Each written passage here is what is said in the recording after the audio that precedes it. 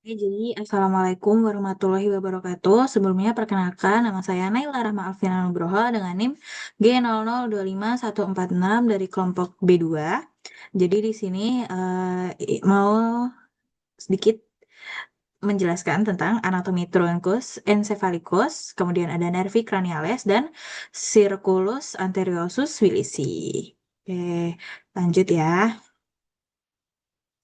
Jadi yang pertama itu ada substansia nigra. Nah, di mana substansia nigra adalah nukleus motorik yang besar dan terletak di antara tegmentum dan crus cerebri.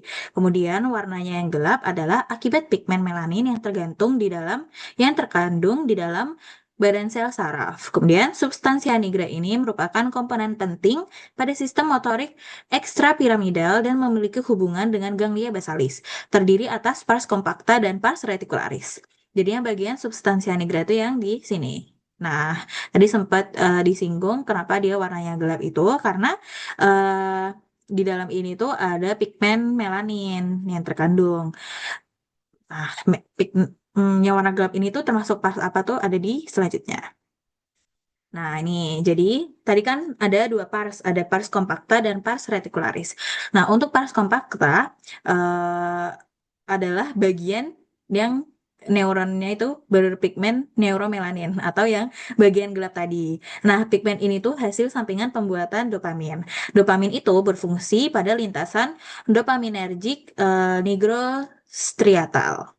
Kemudian untuk pars reticularis dia itu terletak di sebelah ventral pars compacta dan mengandung neuron yang tidak berpigmen. Jadi dia warnanya itu nggak gelap. Sedangkan kalau yang pars compacta itu gelap. Jadi yang warna gelap ini pars compacta.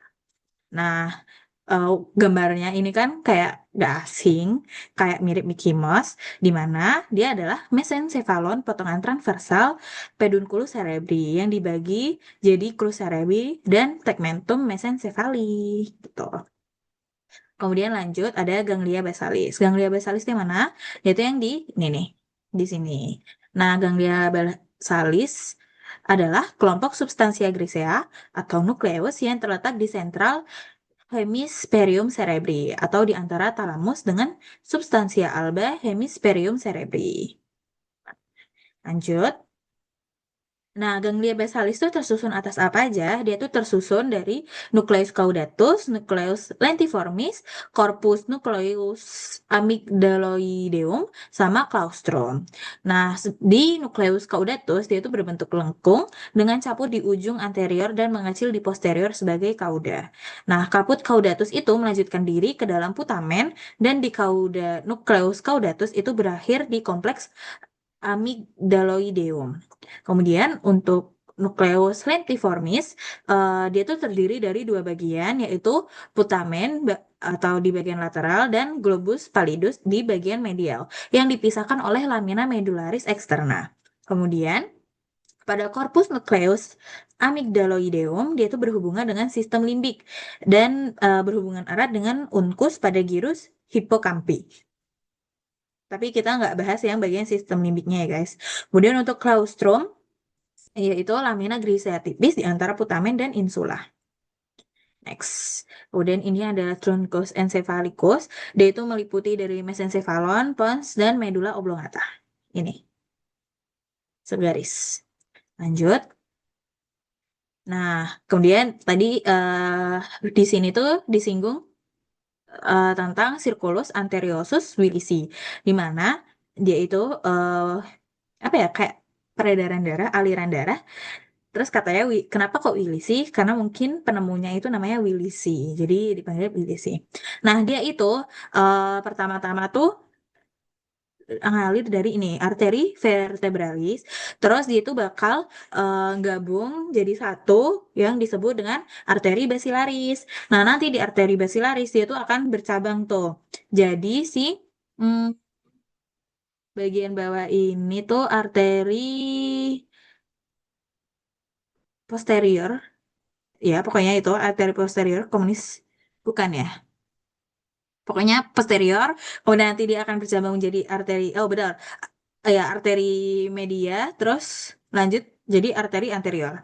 Nah, di antara arteri media sama posterior ini dia tuh ada namanya arteri communicating posterior kayak yang menghubungkan gitu. Oh, cerebri. Oke, sorry. Jadi di sini tuh akan bercabang menjadi arteri cerebri posterior, kemudian lanjut ke arteri cerebri media sama arteri cerebri anterior. Di mana pada arteri cerebri posterior ke arteri cerebri media dia tuh ada namanya arteri communicating posterior. Kemudian untuk media ke anterior dia tuh ada juga nih namanya arteri communicating anterior. Itu. Ya, pokoknya sesuai ini nih. Jadi kayak dari arteri carotis interna, terus dia bercabang jadi cerebri anterior, cerebri media, kayak gitu-gitu. Terus vertebralis bersatu menjadi arteri basilaris. Tapi kalau ini kan dia alurnya dari atas ke bawah. Terus memvaskularisasi tronkus cerebri, kayak gitu-gitu. Oke, lanjut aja. Terus tiga penyusun utama yang ada di beteng otak itu sama kayak sebelumnya ada mesencephalon, pons, sama medula oblongata. Nah, kita bahas dulu yang mesencephalon. Di mana mesencephalon itu dibagi jadi beberapa nih. Yang pertama ada pedunculus cerebri atau dia juga masih bagian dari mesencephalon. Nah, di pedunculus cerebri dia tuh dibagi menjadi crus cerebri sama tegmentum mesencephali. Terus ada juga tectum mesencephali, aqueductus mesencephali, substantia nigra sama fossa interpeduncularis. Di mana kalau crus cerebri itu yang bagian telinga dari Mickey Mouse-nya. Kemudian untuk tegmentum itu bagian kayak dekat matanya sini. Terus untuk tectum mesencephaly itu kayak bentuk bibirnya atau dagu. Kemudian untuk aqueductus itu tuh bagian bolongan yang ada di sini. Terus substantia nigra tuh sama seperti tadi, yaitu yang bagian item-itemnya ini. Terus fossa interpeduncularis tuh yang di bagian tengah. Ini kayak jidatnya. Lanjut aja. Terus ada juga tempat nukleus nervus. Tapi kayaknya dia yang di highlight aja kayak brachium colliculi superior, geniculatum lateral, geniculatum medial, brachium colliculi inferior, colliculus superior, colliculus inferior sama nervus 4. Nah, di mana kalau colliculus superior dia itu mengatur jaras visual, sedangkan untuk colliculus inferior dia tuh mengatur auditori. Kemudian lanjut ke pons. Nah, nih pons tuh bagiannya di sini nih. Gitu. Nah, pons tuh dibagi jadi ada ventral sama dorsal. Dimana kalau ventral tuh namanya adalah pars basilaris pontis, sedangkan untuk dorsal itu adalah pars tegmentalis pontis. Kita baca dulu ya, pars basilaris pontis. Nah, dia bentuknya itu kayak Patrick. Hah, Patrick dari mananya? Nggak kelihatan kan? Nah, dia itu adalah Patrick yang dibalik, guys. Jadi, yang bagian bawah ini tuh kepalanya, terus ini badannya, ini tangannya, sama ini kakinya, gitu.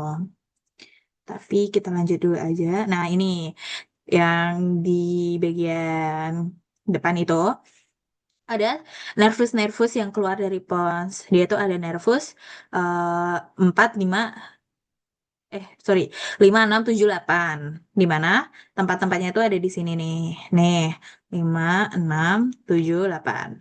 Tapi, apa namanya tuh, kegunaannya nanti di akhir kita bahasnya ya. Sini juga ada sulcus basilaris pontis, sulcus bulbopontinus, angulus pontos cerebralis.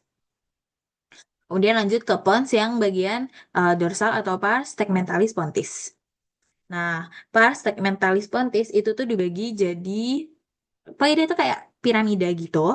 Nah, untuk yang bagian sini dia tuh ada pars tegmentalis pontisnya. Kemudian untuk di bawah itu ada facies dorsalis medulla oblongata.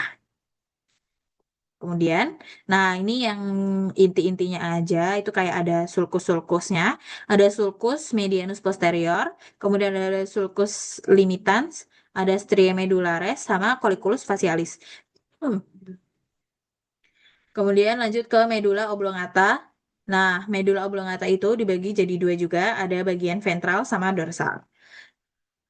Nah, yang pertama kita bahas dulu yang bagian dorsal, di mana dorsal itu oke, dibagi.